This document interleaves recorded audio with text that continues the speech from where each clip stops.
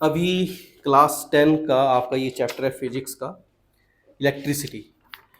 तो इस चैप्टर को हम लाइन टू लाइन समझेंगे। एनसीईआरटी आपको क्या समझाना चाहती है इलेक्ट्रिसिटी के बारे में। तो जैसा कि आपके चैप्टर का नाम है इलेक्ट्रिसिटी, तो सबसे पहले इस वर्ड को समझते हैं कि ये क्या चीज़ है इलेक्ट्रिसिटी।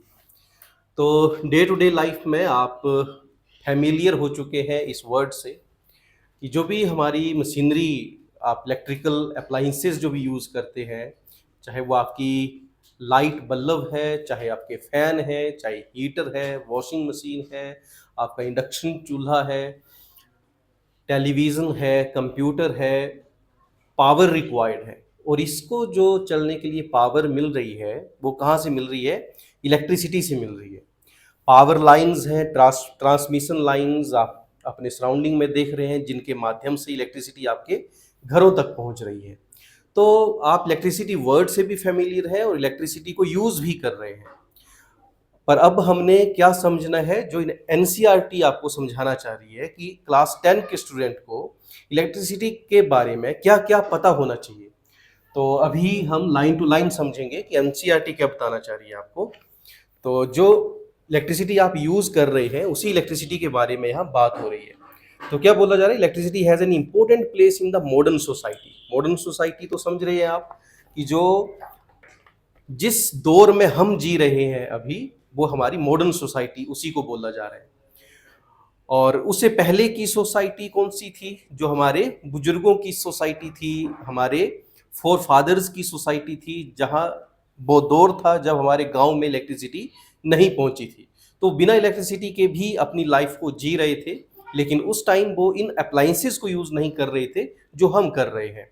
आपके टीवी, फैन, हीटर, इंडक्शन चूल्हा ये उस दौर पर नहीं थे, क्योंकि उस टाइम ये चीज़ें उन तक उपलब्ध नहीं हुई थी। इलेक्ट्रिसिटी की अप्रोच से वो बाहर थे। तो मॉडर्न सोसाइटी किसको बोला जा रहा है? जो अभी हम जिस दौर में जी रहे हैं वो मॉडर्न सोसाइटी। और हमारी डे टू डे की जो नीड्स है वो इलेक्ट्रिसिटी के ऊपर बहुत ज़्यादा डिपेंडेंट है। It is a controllable and convenient form of energy for a variety of uses in home, school, hospitals, industries and so on. What constitute electricity? How does it flow in an electric circuit? What are the factors that control or regulate the current through the electric circuit? तो अब आपको ये दिमाग में डाला जा रहा है इलेक्ट्रिसिटी के बारे में, क्वेश्चंस क्रिएट करो कि इलेक्ट्रिसिटी आ कहाँ से रही है। हम डेली लाइफ में इसको यूज तो कर रहे हैं और आप देख भी रहे हैं कि कितना इंपॉर्टेंट रोल है इलेक्ट्रिसिटी का, हमारे घरों से लेकर के, हॉस्पिटल से लेकर के, स्कूल से लेकर के, इंडस्ट्री से लेकर के, हर जगह इलेक्ट्रिसिटी का यूज हो रहा है। अब क्वेश्चन ये है कि इलेक्ट्रिसिटी आ कहाँ से रही है। तो एनसीईआरटी आपको क्वेश्चन पूछ रही है। इट मीन्स आपको प्रोवोक किया जा रहा है कि आप सोचिए ऐसा सोचिए इलेक्ट्रिसिटी के बारे में कि ये कैसे बन रही है इलेक्ट्रिसिटी, कहाँ से आ रही है इलेक्ट्रिसिटी ये। What are the factors that control or regulate the current through the electric circuit? जो इलेक्ट्रिक सर्किट बना जा रहा है, अब यहाँ पर हम समझेंगे, आगे बात करेंगे कि जो इलेक्ट्रिक सर्किट की बात की जा रही है ये क्या होता है। इलेक्ट्रिक सर्किट की जो यहाँ बात बोली, UIT लिखा है मैंने ना, ये इलेक्ट्रिक सर्किट की जो बात की जा रही है, सर्किट बोलते किसको हैं, तो आगे हम समझेंगे ये। So in this chapter we shall attempt to answer such questions. We shall also discuss the heating effect of electric current and its applications. तो ये जो पूरा चैप्टर है ये किसके बारे में है? जिस इलेक्ट्रिसिटी को हम डे टू डे लाइफ में यूज कर रहे हैं, और बहुत इंपॉर्टेंट रोल इस इलेक्ट्रिसिटी का हमारी लाइफ में है। किन किन क्वेश्चंस के आंसर हमें पता चलेंगे कि इलेक्ट्रिसिटी बनती कैसे है, हमारे तक पहुंचती कैसे है, और इस इलेक्ट्रिसिटी का हीटिंग इफेक्ट क्या होता है। हीटिंग इफेक्ट का मतलब है कि जैसे करंट कितना हीट प्रोड्यूस करेगा।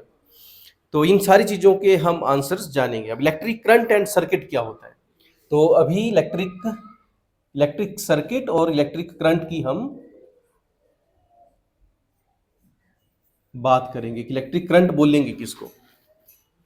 We are familiar with air current and water current. तो आपको एक एनालॉजी दिमाग में बिठाई जा रही है कि एयर करंट और वाटर करंट के बारे में आपको पता होगा। करंट क्या होता है? करंट होती है धारा, हिंदी में करंट को बोलते हैं धारा। तो जैसे कोई चीज फ्लो करती है किसी एक डायरेक्शन में तो उसको हम धारा बोल देते हैं, एक स्ट्रीम बोल देते हैं, वाटर स्ट्रीम। तो वाटर स्ट्रीम में किस चीज का करंट है? वाटर का करंट है। एयर स्ट्रीम है, एयर फ्लो कर रही है, उसमें किसका करंट है? एयर का करंट है।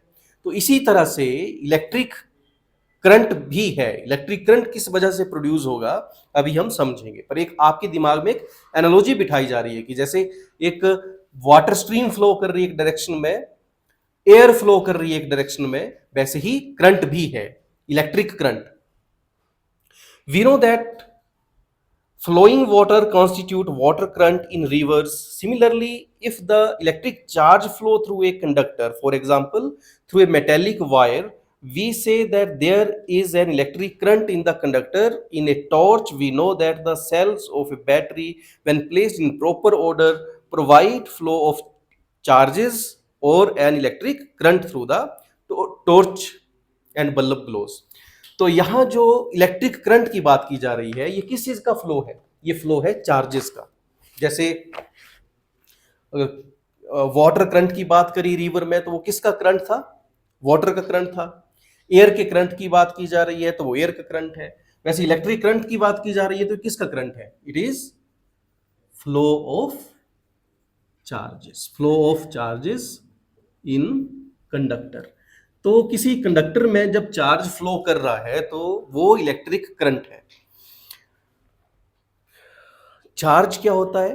तो चार्ज एक क्वांटिटी है, जैसे कि फिजिकल क्वांटिटी। आप दुकान में जाते हैं, किसी चीज को परचेज करते हैं तो आप क्वांटिटी मेंशन करते हैं और उसी के ही आप पैसे देते हैं।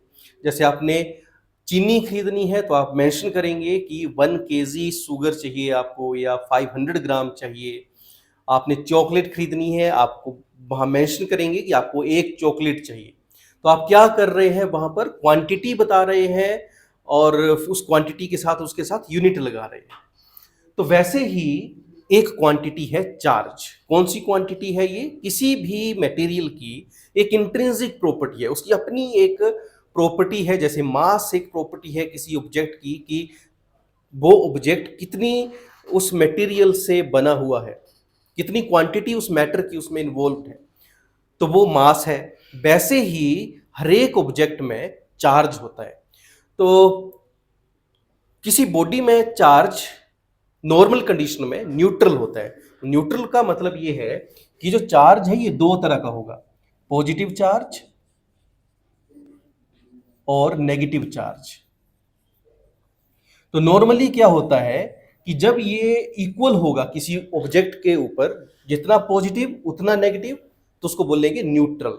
अगर पॉजिटिव चार्ज और नेगेटिव चार्ज इक्वल है, plus charge equal to negative charge, तो बॉडी क्या होगी? बॉडी होगी न्यूट्रल। नेट चार्ज उसके ऊपर क्या होगा? कोई चार्ज नहीं होगा, नेट चार्ज। तो नॉर्मली ऑब्जेक्ट के ऊपर कोई चार्ज नहीं होता है। जनरल ऑब्जर्वेशन पर नेट चार्ज क्या होता है? उसमें न्यूट्रल होता है। जैसे केमिस्ट्री में आपने पढ़ा, एटम के बारे में पढ़ा, आपने 9th में पढ़ा, काफ़ी डिटेल में मॉडल ऑफ एटम्स पढ़े आपने। तो वहाँ पर क्या समझा कि चार्ज होता है एक एटम के अंदर, कौन सा? सेंटर में न्यूक्लियस में पॉजिटिव चार्ज, उसकी सराउंडिंग में इलेक्ट्रॉन्स रिवॉल्व करते हैं, नेगेटिव चार्ज। और जब ये चार्ज आपका जो एटम है वहाँ से इलेक्ट्रॉन या तो वो निकल जाता है वहाँ से, या इलेक्ट्रॉन वो एक्सेप्ट करता है, तो उसको बोलते हैं आयन। और उसके ऊपर बनता है फिर चार्ज। या तो वो आयन जो है या तो पॉजिटिव आयन होगा या वो नेगेटिव आयन होगा। तो इस केस में इसने क्या किया है? पॉजिटिव है तो इलेक्ट्रॉन उसने दे दिया है, और नेगेटिव है तो इसने इलेक्ट्रॉन ले लिया है। तो इस केस में क्या हुआ? उस एटम के ऊपर आ गया है चार्ज। अब ये जो चार्ज बनने का तरीका है, किसी ऑब्जेक्ट के ऊपर चार्ज आएगा, वो किस वजह से आएगा? बड़ी सारी उसमें फैक्टर्स है। स्टैटिक चार्ज की बात करें तो किसी भी मैटर को जब हम फ्रिक्शन देते हैं, रगड़ते हैं, घिसते हैं, तो इसके सरफेस के ऊपर चार्ज आ जाता है। तो वो कौन सा चार्ज है? ये क्योंकि कंडक्टर नहीं है, हमने क्या बोला कि करंट क्या है? Flow of charges in conductor. तो चार्ज जब कंडक्टर में फ्लो करेगा तब करंट आएगा, लेकिन जब किसी मैटर के ऊपर फ्रिक्शन की वजह से चार्ज आया तो ये फ्लो नहीं करेगा, लेकिन चार्ज है। इस चार्ज को बोलते हैं हम स्टैटिक चार्ज। ये पॉजिटिव भी हो सकता है और नेगेटिव भी हो सकता है, डिपेंड करता है उस पर्टिकुलर मैटर के मटेरियल के ऊपर। तो ये चार्ज आया due to friction, static charge. और जिस चार्ज की हम बात कर रहे हैं, फ्लो ऑफ चार्ज की, ये चार्ज है किसकी वजह से आएगा? ये चार्ज आएगा पोटेंशियल डिफरेंस की वजह से। और ये पोटेंशियल डिफरेंस अभी हम आगे जाकर के इसके बारे में और चर्चा करेंगे। मैंने आपको बोला था कि हम लाइन टू लाइन समझेंगे कि एनसीईआरटी आपको कैसे समझाना चाह रही है, उसी फ्लो में हम अपनी डिस्कशन को पूरा करेंगे। तो अभी क्योंकि चार्ज की बात करी थी तो हमने चार्ज को समझ लिया कि चार्ज क्या होता है। स्टैटिक चार्ज जो फ्लो नहीं करता है, हर मैटर के ऊपर, किसी भी ऑब्जेक्ट के ऊपर चार्ज होता है, ये हमने बात कर ली। टोटल नेट चार्ज जो होता है वो पॉजिटिव नेगेटिव बराबर होता है, तो उसको न्यूट्रल बोलते हैं। लेकिन जब उसके ऊपर चार्ज आ जाए, जैसे फ्रिक्शन की वजह से आ गया, तो या तो पॉजिटिव चार्ज आएगा या नेगेटिव चार्ज आएगा। लेकिन वो चार्ज फ्लो नहीं किया है तो हम उसको स्टैटिक चार्ज बोलेंगे। और जो चार्ज फ्लो करेगा कंडक्टर में, और ये एक चार्ज के फ्लो करने की रिक्वायरमेंट है कि चार्ज फ्लो किस में करेगा? कंडक्टर में फ्लो करेगा। नॉन कंडक्टिंग सरफेस के ऊपर चार्ज फ्लो नहीं करेगा, उसके सरफेस के ऊपर चार्ज आ सकता है। जैसे इसी को ही हम ऐसे रगड़ेंगे, ऐसे फ्रिक्शन देंगे इसको, तो इसके सरफेस के ऊपर चार्ज आ सकता है, लेकिन वो चार्ज फ्लो नहीं करेगा। इसीलिए जो नॉन कंडक्टिंग मटेरियल्स होते हैं उनको हम इंसुलेटर बोलते हैं। अगर वो आपके इलेक्ट्रिक वायर्स के कांटेक्ट में आ जाता है तो हमें करंट नहीं लगता है, जो कि इलेक्ट्रिक करंट की प्रॉपर्टी है कि कंडक्टिंग सरफेस को हम टच करते हैं तो हमें करंट लगता है, झटका लगता है। लेकिन अगर इंसुलेटर की हेल्प से टच करेंगे तो इंसुलेटर बीच में है, ये वायर है और ये हमारा इंसुलेटर है, तो इसको टच करेंगे तो हमें करंट नहीं लगेगा, क्योंकि इंसुलेटर नॉन कंडक्टिंग सरफेस में चार्ज फ्लो नहीं करेगा। अब आगे क्या बात की जा रही है कि जिस फ्लो ऑफ चार्ज की हम बात कर रहे हैं वो किसकी वजह से आएगा? ये जो फ्लो ऑफ चार्ज है, ये फ्लो ऑफ चार्ज आएगा आपका किसकी वजह से? पोटेंशियल डिफरेंस की वजह से।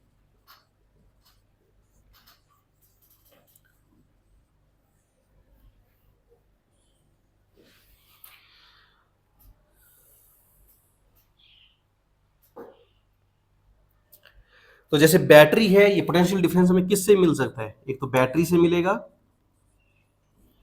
और दूसरा मिलेगा हमें जो एसी सप्लाई है, जो घरों में सप्लाई आती है वो 220 वोल्ट होती है। जो डिस्ट्रीब्यूशन ट्रांसफार्मर होते हैं, वहां से हर एक घर को जो सप्लाई आती है, तो हर एक घर में जो सप्लाई आती है वो जो पोटेंशियल डिफरेंस हमें देता है वो 220 वोल्ट होता है। तो इसको एसी बोलते हैं, अल्टरनेटिंग करंट।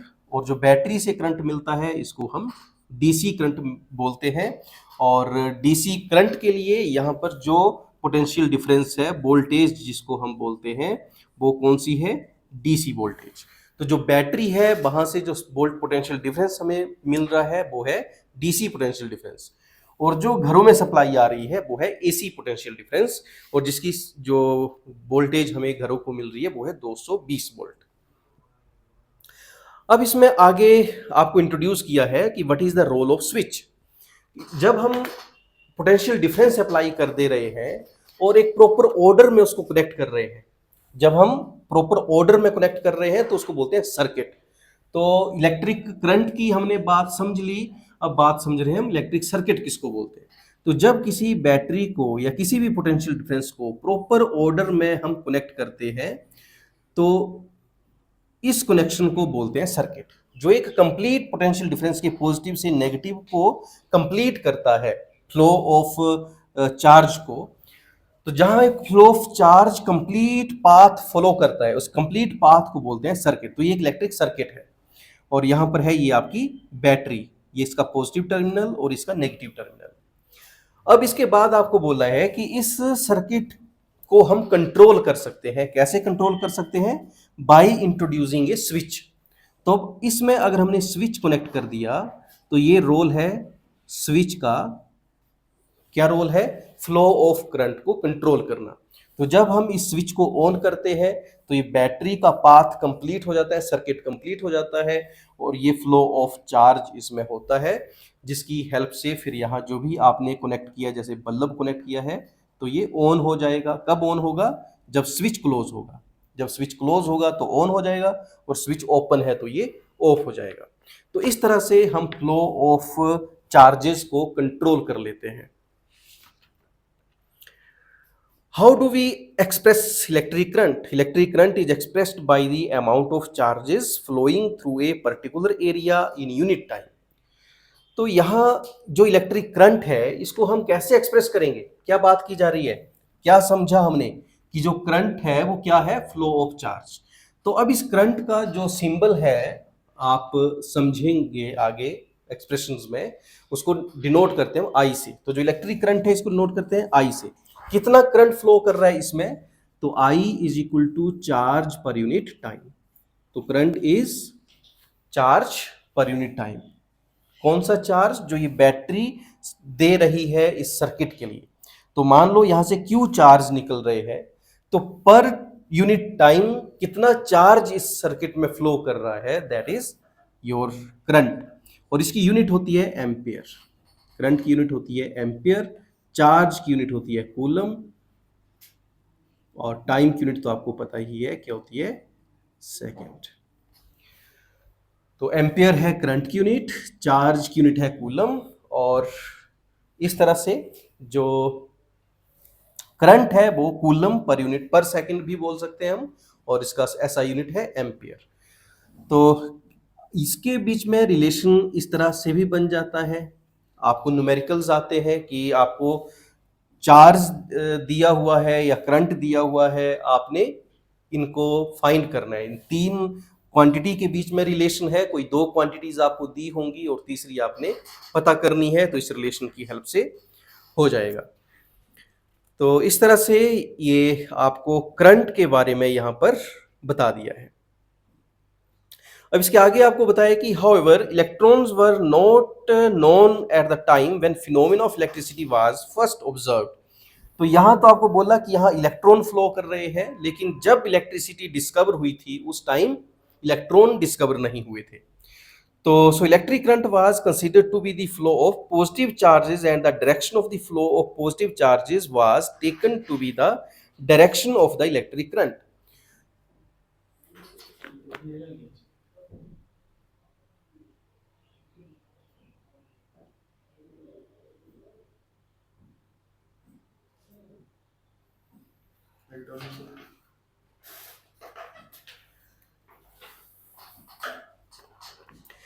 तो इसकी जो डायरेक्शन की बात की जा रही है कि इलेक्ट्रिक सर्किट में जो करंट की डायरेक्शन होगी वो क्या होगी। तो क्योंकि जिस टाइम इलेक्ट्रिसिटी इंट्रोड्यूस की गई थी उस टाइम पर इलेक्ट्रॉन की डिस्कवरी नहीं हुई थी, तो इसलिए जो करंट का फ्लो है वो माना जाता था कन्वेंशनली, इसको कन्वेंशनल डायरेक्शन ऑफ करंट बोलते हैं इलेक्ट्रिक सर्किट में, पॉजिटिव टर्मिनल से नेगेटिव टर्मिनल की तरफ, कि जो पॉजिटिव चार्जेस हैं वो आपके इस जो पॉजिटिव टर्मिनल है यहाँ से निकल रहे हैं और नेगेटिव टर्मिनल की तरफ को आ रहे हैं। तो ये है कन्वेंशनल, मतलब कि जो उस टाइम की धारणा थी उसके अनुसार जो करंट की डायरेक्शन हम इलेक्ट्रिक सर्किट में मेंशन करते हैं वो ये तरीका होता है कि जो पॉजिटिव टर्मिनल है उस तरफ से हम नेगेटिव टर्मिनल की तरफ को एरो शो करेंगे। तो यह है डायरेक्शन ऑफ द करंट, इसको कन्वेंशनल फ्लो ऑफ करंट बोलते हैं, conventional direction of the electric current. तो conventionally in an electric circuit the direction of electric current is taken as positive to the direction of the flow of electrons which are negative charges। तो इस तरह से कि यहाँ पर जो ये बताया है आपको कि ये जो डायरेक्शन है पॉजिटिव टर्मिनल से नेगेटिव टर्मिनल की तरफ को, ये है आपका conventional flow of current, conventional flow of current positive charges का। और एक्चुअल में क्या फ्लो कर रहा है? एक्चुअल में तो इलेक्ट्रॉन फ्लो कर रहे हैं। तो एक्चुअल डायरेक्शन जो है करंट की वो किसी वजह से है? इलेक्ट्रॉन्स की वजह से। तो इस तरह से ये रिलेशन कर लिया हमने। करंट क्या होता है? चार्ज पर यूनिट टाइम, और डायरेक्शन ऑफ करंट पता चल गया।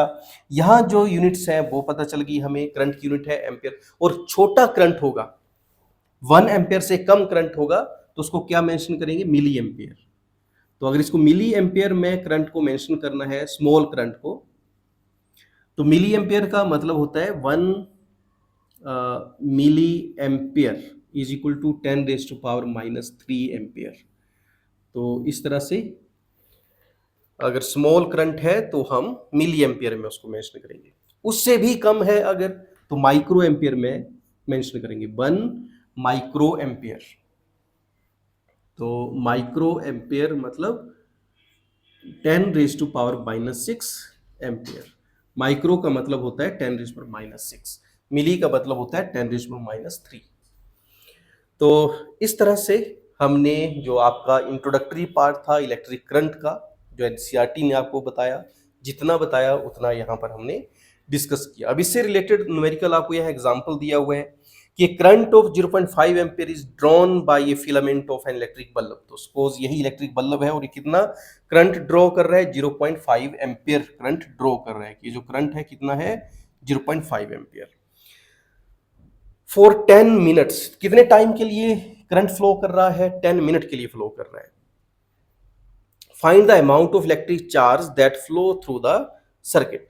तो कितना इलेक्ट्रिक चार्ज इस सर्किट से फ्लो करेगा। तो मैंने आपको पहले बताया कि ये दो रिलेशन है जो इस तरह के क्वेश्चंस को सोल्व करने के लिए हेल्पफुल होंगे।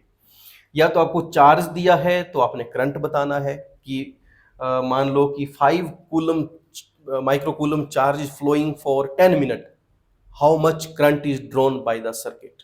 तो आपने ये relation I is equal to Q/T। अब यहाँ ध्यान क्या रखना है कि टाइम है सेकंड में और आपको दिया है मिनट में, तो आपने उस टाइम को सेकंड में कन्वर्ट करना है पहले। जैसे इस केस में क्या बोला आपको कि चार्ज पता करना है आपने, तो चार्ज पता करना है तो Q is equal to I into T। तो I कितना है 0.5 एम्पियर और टाइम कितना है 10 मिनट। तो इस 10 मिनट को आपने किस में कन्वर्ट करना है, सेकंड में। तो तब आपका आंसर आएगा फिर ये 0.5 इंटू 600, 1 मिनट में 60 सेकेंड, तो 10 मिनट में 600 सेकेंड, तब आ गया फिर आपका ये 300 कूलम। अब ये क्वेश्चन दिए हैं, what does an electric circuit mean.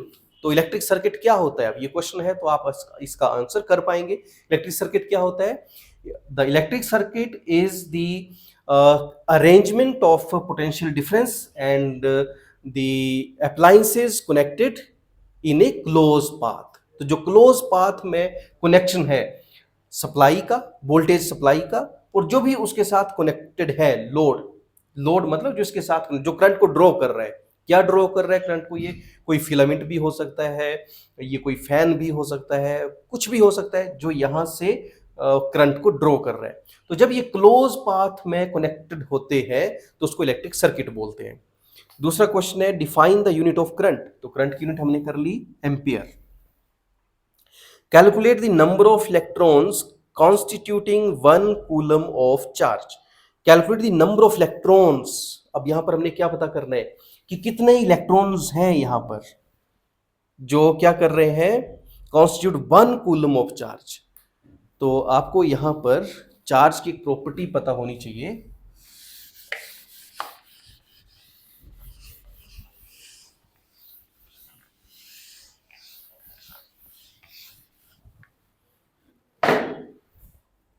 Q is equal to N into e. जो टोटल चार्ज होता है किसी भी ऑब्जेक्ट के ऊपर वो N इंटू ई के बराबर होता है। N है number of this smallest value of charge. तो स्मॉलेस्ट जो वैल्यू है चार्ज की, या तो इलेक्ट्रॉन की होगी चार्ज या प्रोटॉन का होगा। तो इलेक्ट्रॉन का और प्रोटॉन का चार्ज इक्वल होता है प्लस माइनस 1.6 इंटू 10⁻⁻19 कूलम। अब अगर ये प्रोटॉन है तो प्लस का होगा और इलेक्ट्रॉन है तो माइनस का होगा। और कितना बोला है कि टोटल चार्ज कितना है, 1 कूलम। तो 1 कूलम चार्ज किससे मिलकर के बना होगा, और यहां पर बोला है आपको कि इलेक्ट्रॉन्स कॉन्स्टिट्यूट कर रहे हैं, कि जो 1 कूलम चार्ज है वो किसकी वजह से है, इलेक्ट्रॉन्स की वजह से। तो ये पता करने कि कितने इलेक्ट्रॉन्स हैं, और एक इलेक्ट्रॉन का चार्ज हमें पता है 1.6 इंटू 10⁻⁻19 है। इसमें माइनस लगा दिया क्योंकि हम इलेक्ट्रॉन के चार्ज की बात कर रहे हैं। तो n पता चल जाएगा हमें, n इज इक्वल टू, अब इसको बोलते हैं यूनिटरी मेथड, कि यहाँ पर जो मल्टीप्लाई में है वो दूसरी जाकर के हो जाएगा डिवाइड। तो यहाँ पर हमें कितने n इन्वॉल्व है यहाँ पर इतना चार्ज बनाने के लिए वो वैल्यू पता चल जाएगी। n is equal to 1 divide by, इसको इस तरफ लेके गए हम, तो 1.6 इंटू 10⁻⁻90। तो क्योंकि हमने n बताना है, नंबर बताना है, तो नंबर कभी नेगेटिव नहीं होता, इसलिए हम n के साथ माइनस नहीं लगाएंगे। अब ये 10⁻⁻19 डिनोमिनेटर में है, तो एक्सपोनेंट्स जब आपने छोटी क्लासेस में पढ़े हैं 8th 9th में, तो आपने रूल सीखे हैं कि डिवाइड में अगर किसी नंबर का एक्सपोनेंट है तो जब इसको हम ऊपर लेके जाएंगे तो उसका जो पावर का निशान है वो बदल जाएगा। नीचे माइनस का है तो ऊपर हो जाएगा ये प्लस का 10⁻19, और डिवाइड में क्या है 1.6। तो अब हम क्या करेंगे, 1 से 1.6 को करेंगे डिवाइड। तो 1 से 1.6 को डिवाइड करेंगे तो क्या आएगा, ये पॉइंट हटा दें अगर तो ये 10 बन जाएगा। अब 16 से 10 को डिवाइड करना है तो नहीं कटेगा ये, तो डेसिमल लग गया इसका 100, 16 6 जा 96 4 0 32 8 0 5। तो ये आया हमारे पास 0.625 इंटू 10⁻⁻19। अब यहां से मुझे ये डेसिमल फर्स्ट डिजिट के आगे लेकर के जाना है। इनको बोलते हैं basic rules of significant figures, कि जब हम डिवाइड कर रहे थे तो डिवाइड करते टाइम जिस नंबर से डिवाइड किया उसमें एक डिजिट के आगे डेसिमल था यहाँ पर, तो जो हमारा आंसर आएगा उसमें भी 1 डिजिट के आगे डेसिमल होना चाहिए। तो अब इस डेसिमल को एक प्लेस आगे लेकर के जाना है, तो एक प्लेस आगे लेकर के जाना है तो मैं एक जीरो मल्टीप्लाई करूंगा इसमें। तो अगर मैं इसमें एक जीरो मल्टीप्लाई करता हूं तो इसको बराबर करने के लिए, क्योंकि खुद से लिखा मैंने यहाँ पर 10, तो इसको बराबर करने के लिए मैंने डिवाइड में भी एक 10 लिख दिया। तो ये जो 10 है, ये 10 तो इसको कर देगा इस डेसिमल को एक प्लेस आगे, 6.25 बन गया।